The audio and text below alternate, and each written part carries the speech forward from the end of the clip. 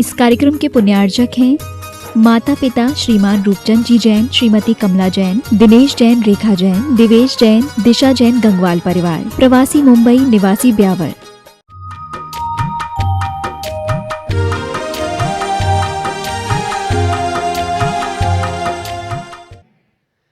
येनात्मा बुद्धितात्मेव परत्वेनि विचापरम् अक्षयानंत बोधाय तस्मै सिद्धात्मने नमः।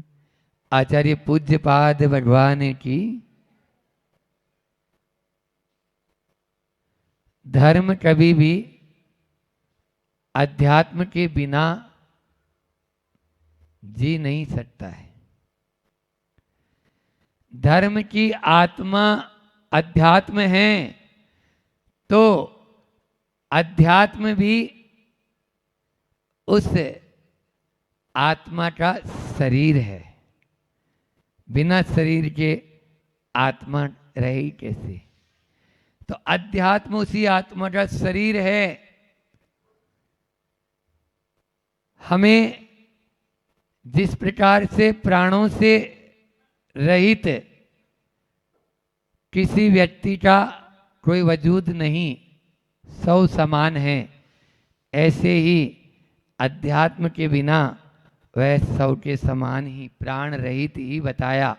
क्योंकि धर्म नहीं तो वह बिना उसके क्या जिएगा।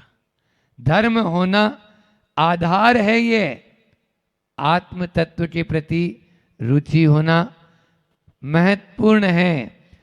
आत्मा की सत्ता को जो स्वीकारता है वही ध्यान और समाधि की बात कर सकता है और आगे उसी की प्राप्ति में अपने आप को खपा सकता है। अन्यथा जन्म लेना और मरण करना यह तो अनादि से चल ही रहा है।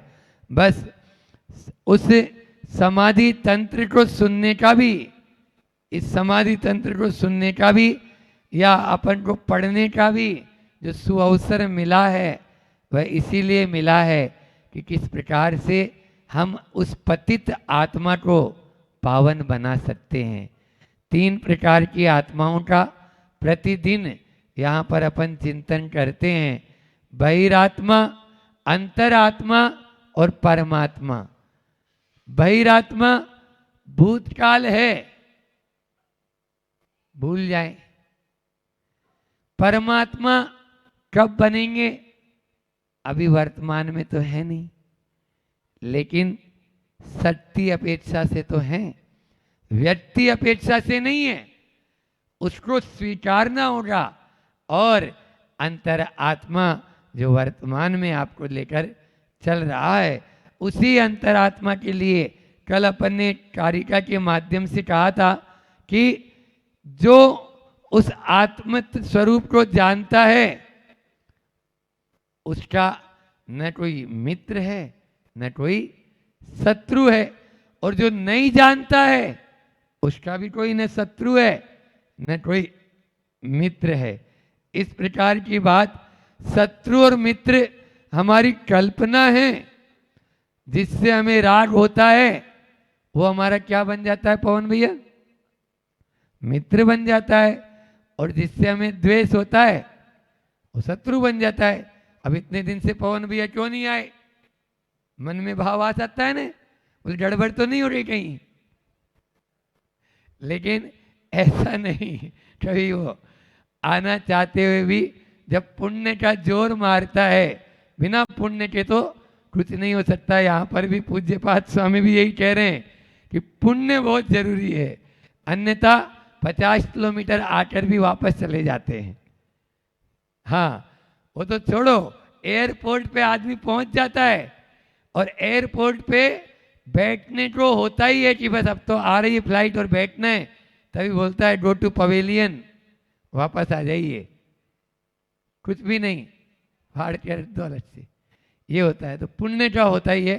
तो यहाँ पर शत्रु और मित्र से बचने का बहुत अच्छा तत्वार सूत्र के 7वें अध्याय के 8वें सूत्र में बहुत अच्छी बात आचार्य श्री जी की ये 5 सूत्र प्रायश्चित के रूप में भी देते हैं। इनकी माला बताते हैं कि आपको यदि अपने व्रतों में लिए गए संकल्प में, नियम में स्थिर होना है या वैराग्य के मार्ग में आगे बढ़ना है, तो वहाँ आचार्य उमा स्वामी महाराज ने कहा तत्स्थैर्यार्थम भावना पंच पंच, 2 बार पंच पंच, ये 5 भावनाएं आपको इनकी प्रतिपल भावना भाना चाहिए।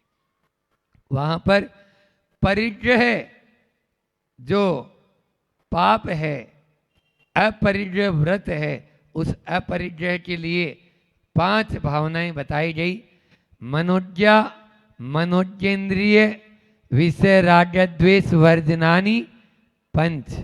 बस आप मनोज्ञ यानी जो प्रिय लगने वाला है, अमनोज्ञ यानी जो प्रिय नहीं लगता है, हमारे मन को भाता नहीं है, वो उनके प्रति दोनों में राग और द्वेष, और वो भी 5 इंद्रियों में लगाना, एक इंद्रिय में नहीं, इंद्रिय विषयेषु, इंद्रिय के विषयों में, यानी 5 इंद्रियों के विषयों में जो प्रिय और अप्रिय की जो कल्पना है, शत्रु और मित्र की जो कल्पना है, उसको छोड़ देना ही वास्तव में अपरिग्रह व्रत का पालन करना है।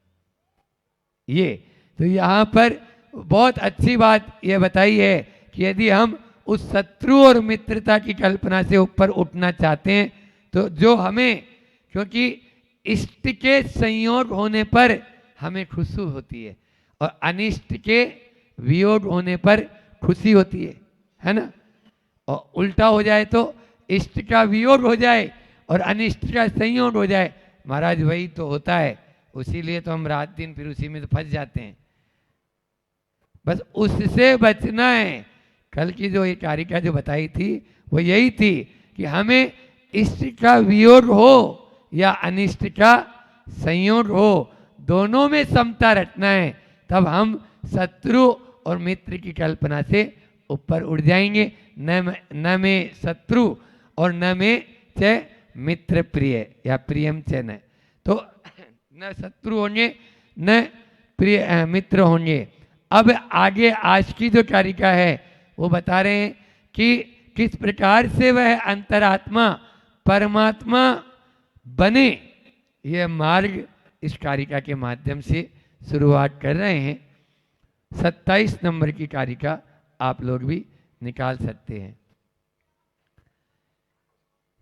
त्यक्तेवेवं वैरात्मान मंतरात्म व्यवस्थित भावयेत परमात्मानं सर्व संकल्प वर्जितम।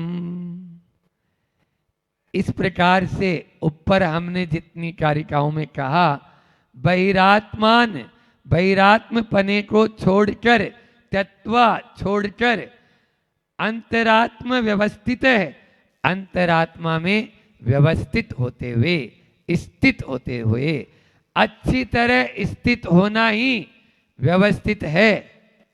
समझ में आ रहा है? आज आदमी व्यवस्था के चक्कर में अव्यवस्थित हो जाता है और वो व्यवस्था बना ही नहीं पाता है। और कई बार तो ऐसा भी होता है, व्यवस्था बनाने वाले ही अव्यवस्थित हो जाते हैं। समझ में आ रहा है? छोटे आदि में भी हा उल्ला ज़्यादा वही करते हैं जो अपने आप को नेतागिरी वाले समझते हैं। हाँ, तू अंदर घुस, तू बाहर निकल, तू ऐसे कर वैसे कर।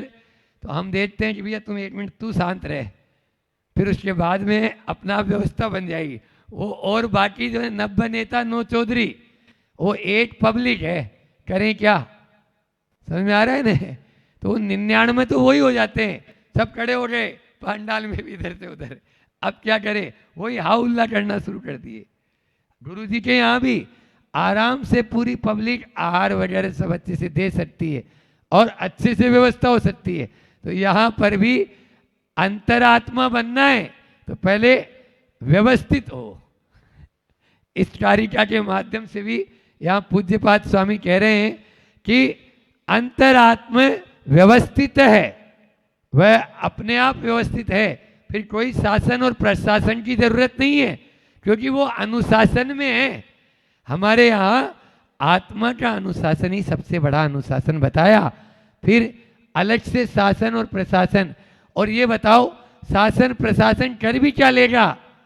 एक मुनि महाराज जी के टुकड़े टुकड़े हो जाए और फिर भी सो रहा है, बोलो ना, क्या कर लिया शासन प्रशासन? सब ठंडे बस्ते में हो गया। थोड़े दिन रैलियां निकली, हा उल्ला हुआ और ऐसा हुआ, नारे दे दिए, ज्ञापन दे दिए, सरकारों को बुला दिया, उसके बाद क्या हुआ? बोलो ना, कुछ हुआ? क्यों नहीं हुआ? क्योंकि आप अपने आप को माइनॉरिटी मानते, मैं नहीं मानता। आप अल्पसंख्यक मानते हो, मैं नहीं। हाँ, जिस दिन हिलाना चाहेंगे ना उस दिन हिल जाएगी सरकारें, लेकिन सोए हुए हो अभी आप। समझ में आ रहा है? तो इसलिए इसको ठंडे बस्ते में मत डालो, बिल्कुल स्पष्ट कह रहा हूं, ये ठंडे बस्ते में डालने लायक मैटर नहीं है। आगे के लिए भी आपको सचेत होना है, तो इन चीजों को, अंतरात्म व्यवस्थित है, व्यवस्था अव्यवस्था नहीं, व्यवस्थित होए।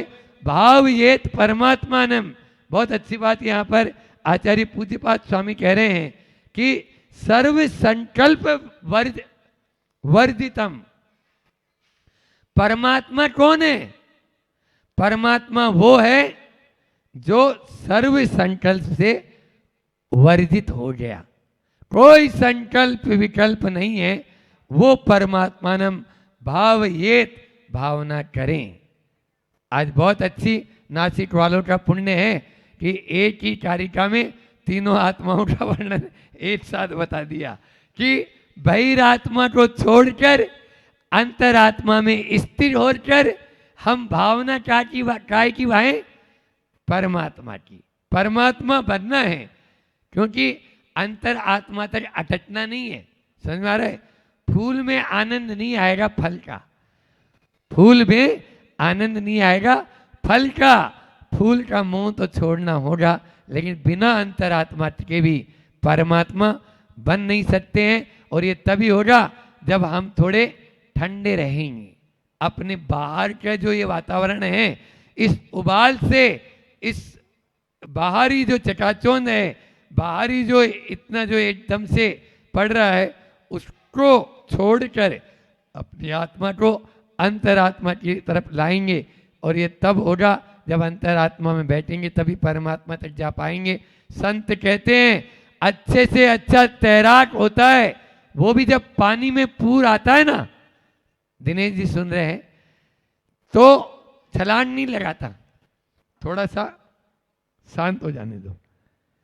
तैराक है, अच्छे से तैर सकता है, लेकिन अभी पानी में पूर आया हुआ है। कर्म सिद्धांत भी यही कहता है, जिस समय कर्मोदय तीव्रता की ओर होता है उस समय पुरुषार्थ भी तेरा ढीला हो जाएगा। चुपचाप बैठ जा। अभी यहां पर यही कह रहे हैं, व्यवस्थित है, थोड़ा व्यवस्थित हो जा अंतरात्मा में, फिर भावना तू उसकी करता रहे। और जब आया मौका लगा दे चौका, बस जैसे ही मौका दिखे उस समय, क्योंकि गलत बॉल पर यदि सचिन तेंदुलकर भी होगा, अपनी बैट को घुमाएगा, आउट तो हो जाता है।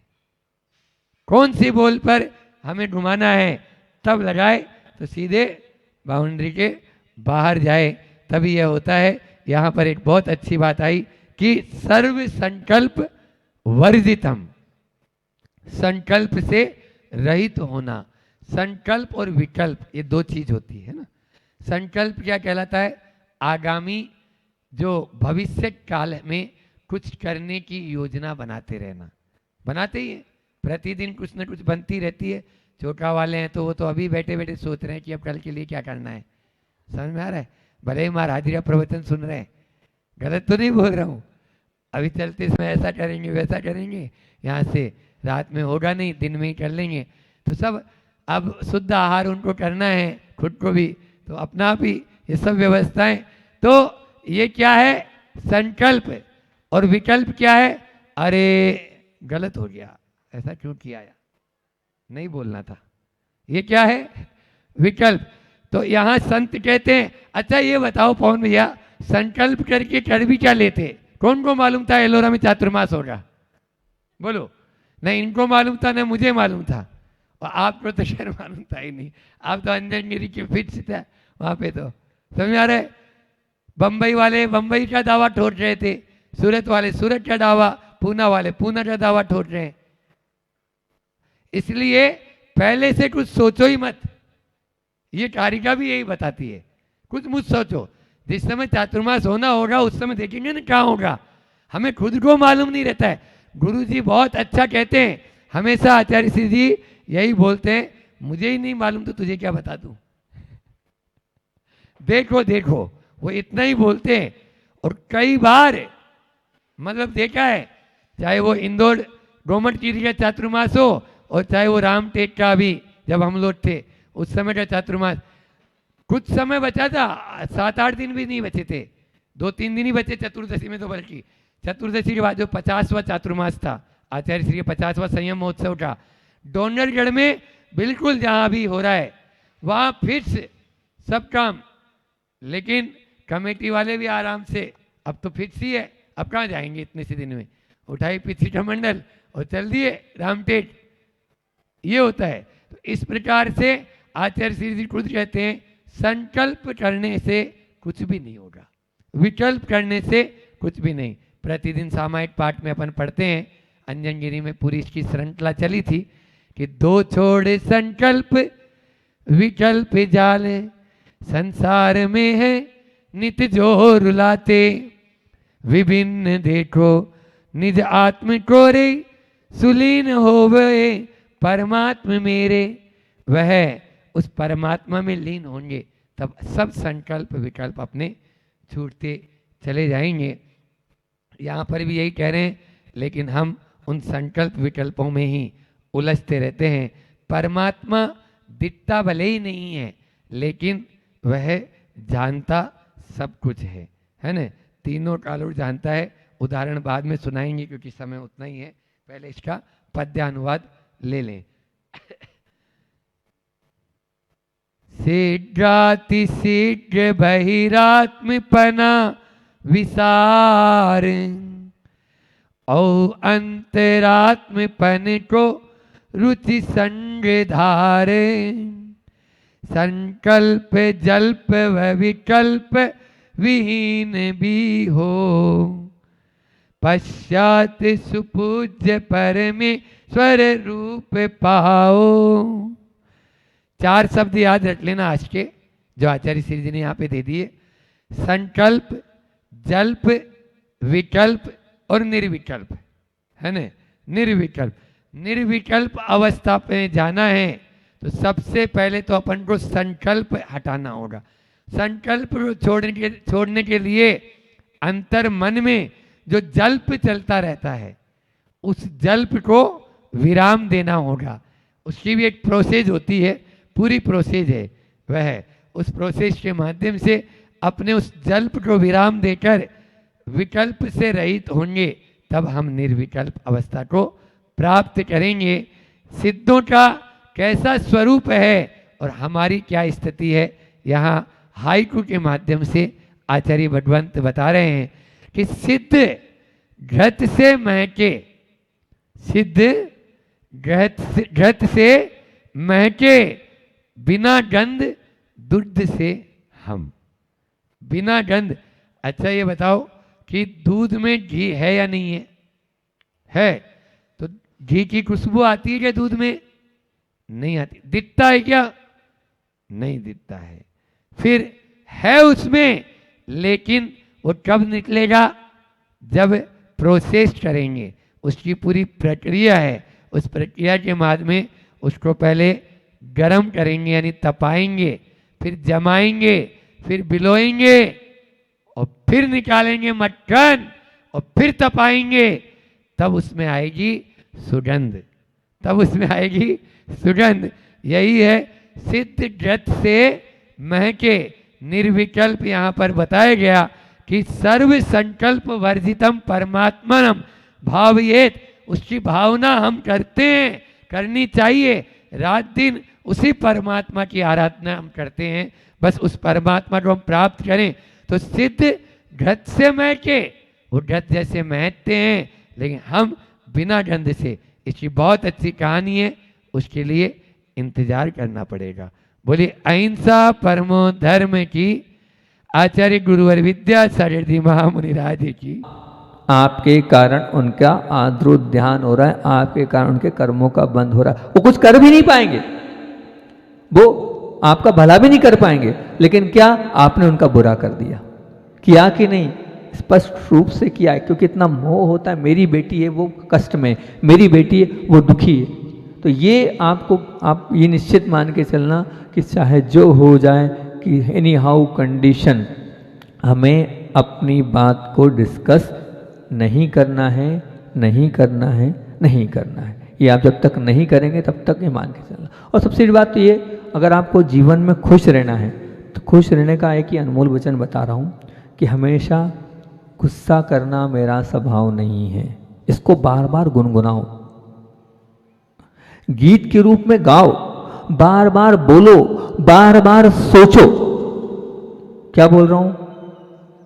क्या बोल रहा हूं? फिर से सुनना, बहुत काम की बात, बहुत गहरी बात बोल रहा हूं, क्योंकि ये चीज हमारे अंदर, सबके अंदर है, हर जीव के अंदर है ये। क्योंकि चार कषाय है, चार कषाय की चौकड़ी सबके साथ है, मेरे पास भी है, मेरे पास भी संजुलन क्रोध है ना।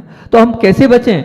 वो है तो है तो क्या, है तो क्या उसी के अनुसार। अगर ऐसा हो जाएगा तो फिर तो सब कुछ फिक्स हो जाएगा। नहीं आएगा तो आपको क्या करना है? अपने जीवन में ये आप मेडिटेशन बनाओ, गुस्सा करना मेरा स्वभाव नहीं है, गुस्सा करना मेरा स्वभाव नहीं है। इसको बार बार गुनगुनाओ, गीत के रूप में गाओ, बार बार बोलो और बार बार सोचो। जितना आप ये सोचोगे उतना आपका गुस्सा कम होता चला जाएगा, उतना गुस्सा कम होता चला जाएगा। ये फैक्ट आपको बता रहा हूँ, अगर आप कर लोगे तो वास्तविकता में एक सज्जन थे, उन्होंने मुझसे कहा मैंने सब कर लिया, ये भी माला भी फेर ली, ये भी कर लिया, ये भी कर लिया। हमने कहा एक काम करना, कर लिया, अब एक काम करो, आपको यही माला करना है। क्या? गुस्सा करना मेरा स्वभाव नहीं है, गुस्सा करना मेरा स्वभाव नहीं है, ये माला फेरना है तुम्हें। वो बोले मैं शांत रहना हूँ, ये वाली माला भी फेर ली, मैंने दूसरी वो वाली शिकायत नहीं, ये वाली माला भी फेर ली। कोई बात नहीं, अब ये वाली फेरो। कौन सी फेरना है? गुस्सा करना मेरा स्वभाव नहीं है, गुस्सा करना मेरा स्वभाव। बार बार गुनगुनाओ, बार बार बोलो, बार बार रिपीट करो, उसी के लिए सोचो, आपका निश्चित तौर से गुस्सा समाप्त हो जाएगा। अब कुछ लोग बोलते हैं कि अगर कोई कष्ट हो, कोई तनाव हो, कोई पीड़ा हो तो उसका भूलना, तो भूलने का एक तरीका तो ये है कि अब कोई कष्ट आ गया, कोई तनाव आ गया, कोई कुछ हो गया, तो उसका एक तरीका तो क्या है? एक तरीका है टीवी देख लो, मूवीज़ देख लो, भूल जाओ। एक तरीका ये, कुछ हो गया है तो। दूसरा क्या है? दूसरा तरीका ये, कहीं घूमने चले जाओ, स्थान छोड़ दो, यहाँ वहाँ हो जाओ ये। और तीसरा तरीका क्या है? तीसरा तरीका है मन से निकाल दो। अब तीन तरीके हैं, और तीन तरीके में जो पहला तरीका है वो, और जो दूसरा तरीका है वो अगर आपके जीवन में है तो आप अपने आप को धोखा दे रहे हो। अपने आप को क्या दे रहे हो? धोखा दे रहे हो। टीवी देखकर, मूवीज़ देखकर या और कुछ कर कर आप बात को भूल रहे हो, ये धोखा है। वो बात जाएगी नहीं, वो बात अंदर रहेगी, वो बात जाने वाली नहीं है, ये निश्चित मान के चलना। और दूसरी बात क्या? अगर मान लीजिए आप स्थान छोड़ भी दिया लेकिन मन से नहीं छोड़ा आपने भी, स्थान तो छूट गया, आपने वातावरण को बदल लिया, नहीं, ये दोनों तरीके नहीं हैं, ये आप अपने आप को बहुत बड़ा धोखा दे रहे हो। तो क्या करना है? सबसे अच्छा तरीका तो यही है कि मन से निकालो। जब तक आप मन से नहीं निकालोगे तब तक ये मान के चलना आपका विचार समीचीन नहीं होने वाला है, होगा भी नहीं। और ध्यान रखना, आप गए दूसरी चीज़ देखने, तो मैं तो बार बार बोलता हूँ, जो आप मूवी देखते हो, ये जो सीरियल देखते हो, वो जो सीरियल देख रहे हो, जब बार बार उसी को देखते हो, हमारी सोच भी फिर वैसी ही बन जाती है। हम जो देखते हैं, हम जो सोचते हैं, हम जो बोलते हैं, वही संस्कार पढ़ते हैं, और फिर वो संस्कार ही क्या होता है? कर्म के उदय के रूप में हमारे आगे आते हैं। तो इन पांचों बातों को बहुत अच्छे से हमने कल तो बोल दिया था। पहली चीज़ फिर से रिपीट करूँगा, हमें, और ये सब चीज़ें सूत्रात्मक आपके बीच में रख रहा हूँ, अगर आपको संबंधों में मधुरता लाना है, हमें दूसरों की कमजोरियों की डिस्कस नहीं करना है। नई बहू आई है, अब नई आई है, तो बहुत सारी चीज़ सीखेगी, सिखाओ, लेकिन उसकी कमजोरी को सबके बीच में प्रेषित नहीं करो। जब भी बात हो जाए उसे निकालना है और तुरंत बात करना है, जय जिनेंद्र करना है। कुछ हो जाए तो कम से कम एक जने को स्थिर रहना है। चौथा, कुछ हो जाए तो समाप्त करने के लिए सोचना है कि कैसे मैं ही समाप्त करने, मेरे माध्यम से हुआ तो कैसे समाप्त हो। और पांचवा, जो हो जाए उसे किसी को नहीं बताना। किसी को नहीं बताओगे तो निश्चित तौर से आपके संबंधों में मधुरता आती चली जाएगी। आचार्य भगवान का बहुत अच्छा संस्मरण इसी विषय को लेकर। आचार्य जी ने एक बहुत अच्छी बात, आचार्य जी हमारे कैसे हैं कि कुछ देख लेते हैं ना, तो देखने के बाद जो है वो इस प्रकार से समझाते, डायरेक्ट नहीं बोलते हैं। कुछ देखा आचार्य श्री जी ने, तो आचार्य श्री ने प्रश्न किया कि अनिवार्य और आवश्यक दोनों में क्या अंतर है। गुरु जी का प्रश्न क्या था, अनिवार्य और आवश्यक दोनों में क्या अंतर है। सभी ने बोला अनिवार्य और आवश्यक तो एक ही चीज होती है, अब उसमें क्या बताएं हम, है ना, अनिवार्य भी एक ही और आवश्यक भी एक ही। तो फिर उन्होंने पूछा अर्थ तो उसका अलग है, आप सोचने का प्रयास करो। तो महाराज जी समझ नहीं पाए, सभी लोग बोले नहीं आचार्य आप ही बता दो अनिवार्य और आवश्यक क्या होता है। तो आचार्य श्री जी ने बोला अनिवार्य और आवश्यक क्या होता है, बोले नींद, भोजन ये अनिवार्य है, आवश्यक नहीं है। बिना नींद के रह सकते हैं, बिना भोजन के भी रह सकते हैं। लेकिन आवश्यक क्या है, बोले श्रावकों के देव पूजा, है ना, भक्ति, पानी छान कर पीने, जो आवश्यक आपके हैं वो आवश्यक। साधु के क्या है, बोले समता, सामायिक वंदना, ये क्या है, ये आवश्यक है। तो बोले ये आवश्यक और अनिवार्य, बहुत आवश्यक को तो करना ही पड़ेगा, करना ही चाहिए। बिना आवश्यक के कोई कार्य नहीं होता है। अनिवार्य अलग है और आवश्यक अलग। इसी बीच में बात चर्चा चल रही थी, तो आचार्य श्री जी ने बोला जब हम सन 1966 में आचार्य देशभूषण सागर जी के संग में थे, तो जब थे तो क्या होता था, बिहार चल रहा था बाहुबली से, जयपुर से गोमटेश्वर बाहुबली के लिए। बोले संघ में हम इस प्रकार से सेवा करते थे कि साइकिल से जाते थे, सबकी चटाई, सबका सामान साइकिल पर रखते थे, पानी भी लाते थे, और वहाँ जो माता जी हैं सब उनका आहार भी कराते थे। आहार तो कराते ही कराते थे, और साथ में क्या होता था, डोली पर तो अच्छा श्री ने पूछा ये सब अपने आपको करना पड़ता था। बोले हाँ, करना पड़ता नहीं था, ये क्या था, कर्तव्य था, करने योग्य था और ये आवश्यक था, इसलिए करते थे। ऐसा नहीं करना पड़ता नहीं था, बड़े हर्ष के साथ करते थे। अपने कार्य को अपने को स्वयं करना चाहिए, दूसरों को नहीं बोलना चाहिए। दूसरों को बोलना बिल्कुल ठीक नहीं है। अपना कमंडल स्वयं उठाना चाहिए, स्वयं साफ करना चाहिए, स्वयं व्यवस्थित करना चाहिए, ना कि दूसरों को बोलना चाहिए। इस प्रकार से आचार्य ने उद्बोधन करते हुए बोला कि जो दूसरों से कराते हैं, ना तो उनके पास क्या है, ना उनके पास एरिया समिति है, ना उनके पास आदान निक्षेपण समिति है। आपकी समिति है, आपके पास है, तो ये भी बहुत बड़ा आवश्यक है। जो करने योग्य कार्य हैं उन्हें हमें करना चाहिए, वो भी आवश्यक है। 6 आवश्यक के अलावा ये भी देखना चाहिए कि मुझे क्या करना चाहिए, और अपने कार्य स्वयं करना चाहिए, आज्ञा नहीं देना चाहिए। ये उन्होंने इस प्रकार से गुरुदेव ने समझाया, इस प्रकार से उन्होंने बताया कि अनिवार्य अलग है, आवश्यक अलग है, लेकिन उसकी सीमा आपको अपनी बनानी चाहिए कि मेरे जीवन में क्या क्या आवश्यक है। जो आवश्यक है उनको कभी नहीं छोड़ना चाहिए, जो आवश्यक है उनको कभी नहीं छोड़ना चाहिए। आवश्यक वो होता है जिसके बिना नहीं चलता है। तो आप भी अपने जीवन में एक भूमिका बनाओ, क्या अनिवार्य है और क्या आवश्यक है। जो आवश्यक है आप भी उन आवश्यकों को बहुत श्रद्धा भक्ति भाव से पालन करेंगे तो आपका जीवन भी उत्कृष्ट गुरुदेव जैसा बनेगा। सबका वैसा जीवन बने, भावना से बोलिए आचार्य पूर्ण विद्यासागर जी महामुनि राज की। युग बीतते हैं, सृष्टि बदलती है, दृष्टियों में भी परिवर्तन आता है। कई युग दृष्टा जन्म लेते हैं, अनेकों की सिर्फ स्मृतियाँ शेष रह जाती है। उसमें कुछ व्यक्तित्व ऐसे होते हैं जो अपनी करुणामयी महनीय कार्य से युग और युगांतर तक याद ही नहीं, अपितु आदर्श के रूप में हम जैसे अनेक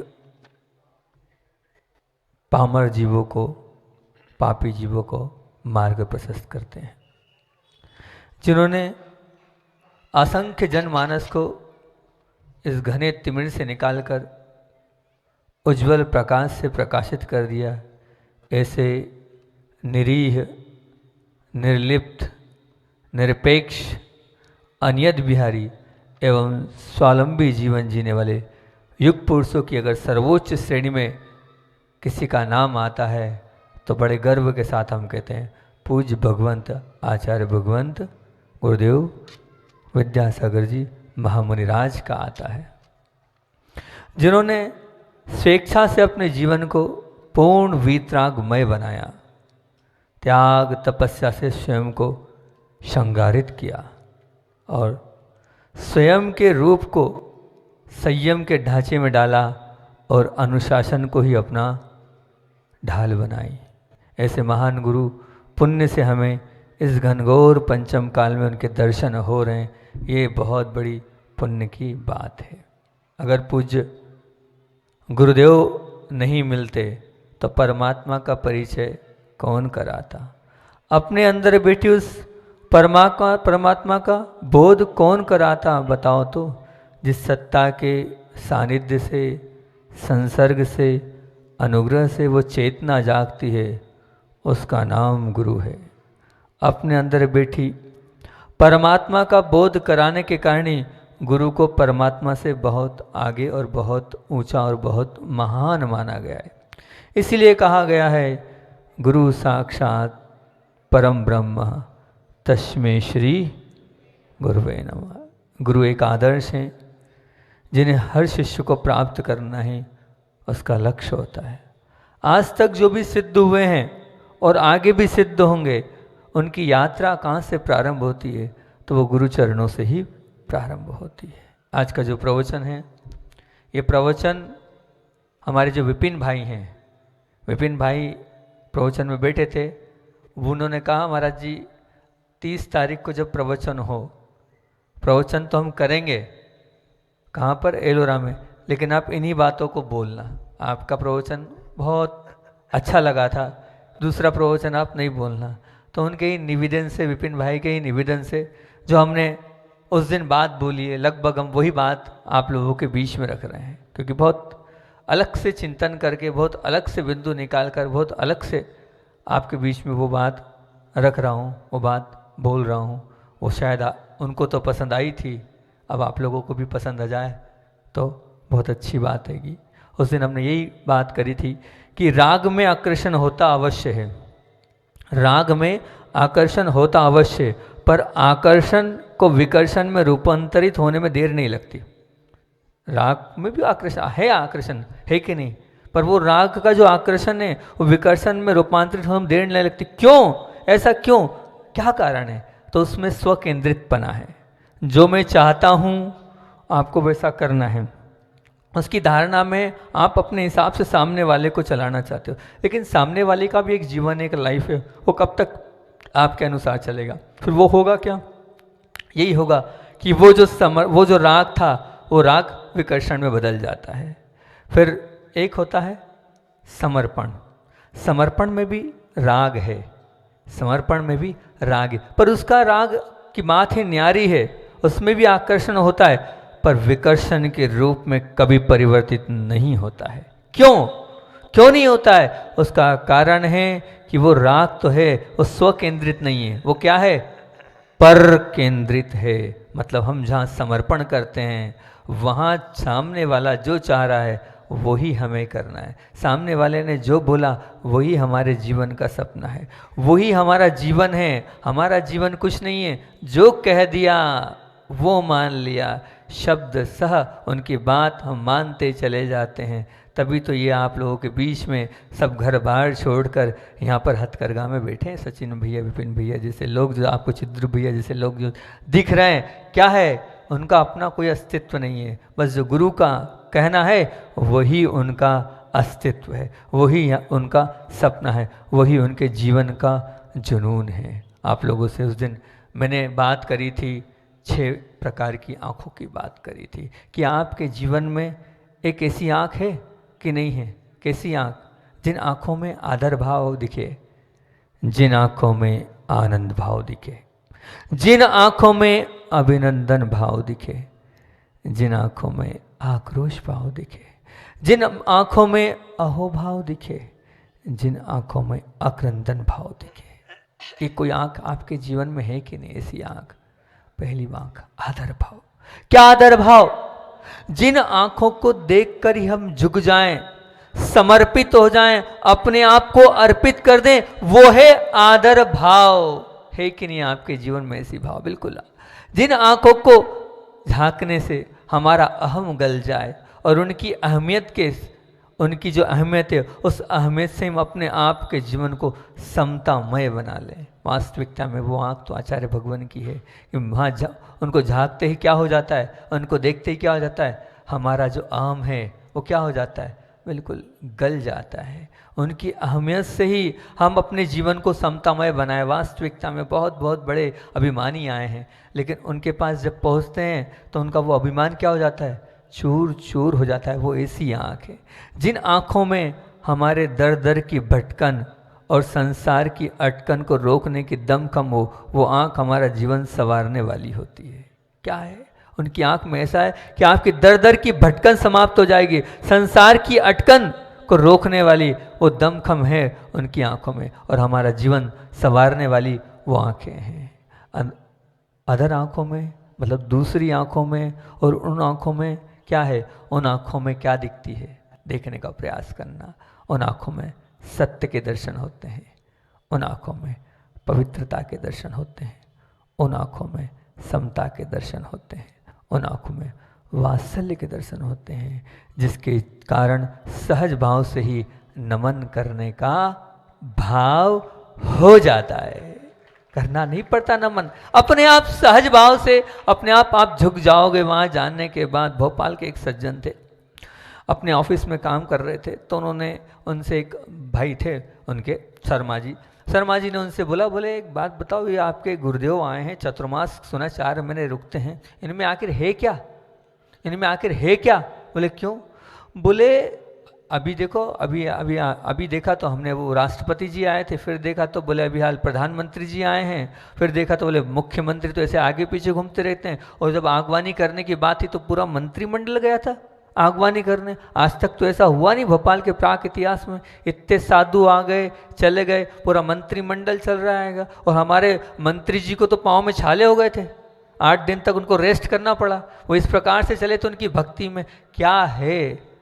तब उन्होंने जब मुझसे आके पूछा तो मैंने उनसे ये कहा कि ये वो ब्रह्मांड की वो पावरफुल शक्ति है, वो पावरफुल शक्ति है, इनके मुकाबला कोई नहीं। और उसका कारण क्या है? उनका उत्कृष्ट ब्रह्मचर्यवत, उनके अंदर की दया, उनके अंदर की करुणा, इसलिए पूरी दुनिया उनकी उस पवित्रता की, उस समता की, उस वात्सल्य की मूर्ति के आगे झुक जाती है, और झुकना ही पड़ता है, ये मान के चलना।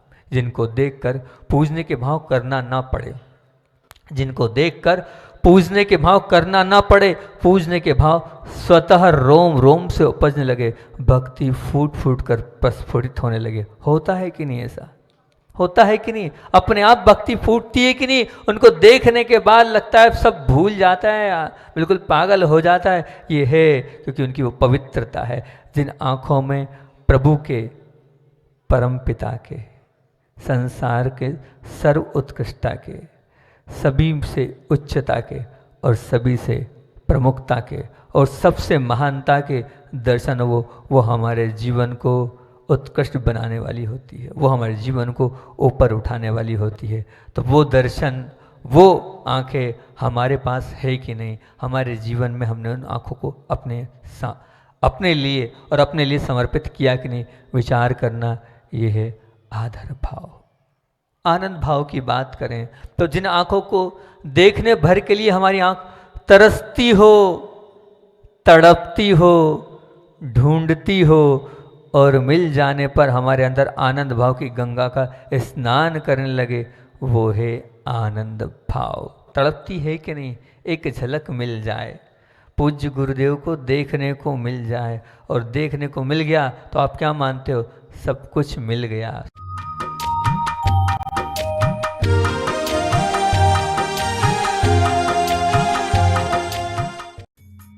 इस कार्यक्रम के पुण्यार्चक थे माता पिता श्रीमान रूपचंद जी जैन, श्रीमती कमला जैन, दिनेश जैन, रेखा जैन, दिवेश जैन, दिशा जैन, गंगवाल परिवार। प्रवासी मुंबई निवासी